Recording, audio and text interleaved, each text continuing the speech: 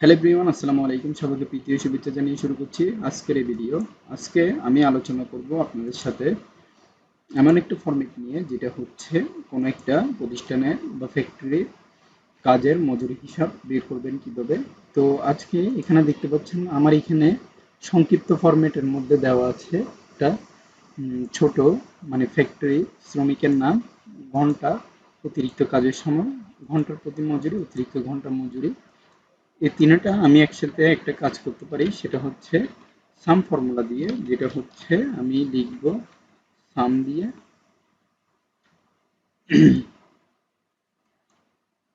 তো first of all আমি এখান থেকে কন্ট্রোল অল্ট ভি দিচ্ছি। সেইবারও আমি ইংলিশে দিয়ে দিচ্ছি। তার আগে আমি এটা কেটে দিচ্ছি, আমার যেহেতু ফরম্যাটটা ভুল দেখা যাচ্ছে। তো আমি এখান থেকে জাস্ট ক্যালগরিতে নিয়ে আসবো।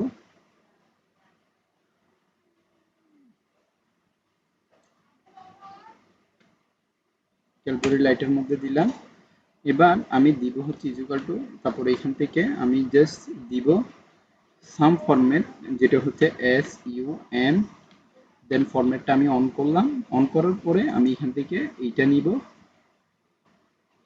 তারপরে এখান থেকে আমার সামের, সরি, এখান থেকে আমি সাম দিলাম। তারপর এখান থেকে আমি প্লাস দিচ্ছি। প্লাস দিয়ে এখান থেকে আমি অতিরিক্ত কাজের ঘন্টা অর্থাৎ মজুরি, এইটা আমি এখান থেকে তার আগে যোগ করে দেব। সরি, এখান থেকে আমি দিব হচ্ছে গুণ। তারপরে এই এই সংখ্যা থেকে যোগ দিব। যোগ দিয়ে আমি এখানে অতিরিক্ত সময় অর্থাৎ মজুরি দিয়ে আমি গুণ দিব এই 2।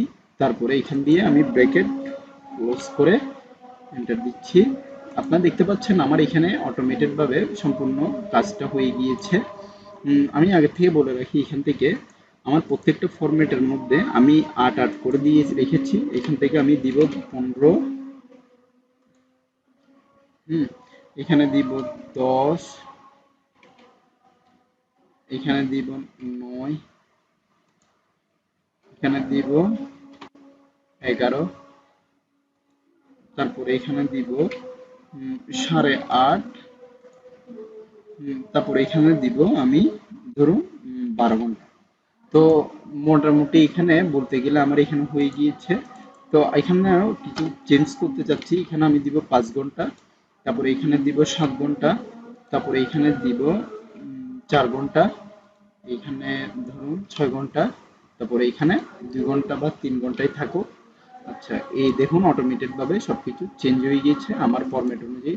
তো আমি যদি এইখানেও মোট যেটা ফরম্যাট আছে এই ফরম্যাটটাও আমি ব্যবহার করতে চাই, তাহলে আমার থেকে যে ফরম্যাট অনুযায়ী কাজ করতে হবে সেটা হচ্ছে, আমি আগে এখানে লিখে নিচ্ছি মোট।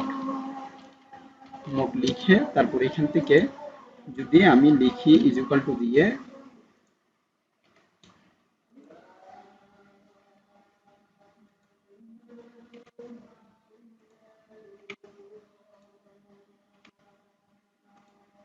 হ্যাঁ, এবার যখন দিব আমার এখানে 2737 টাকা অলমোস্ট চলে এসেছে।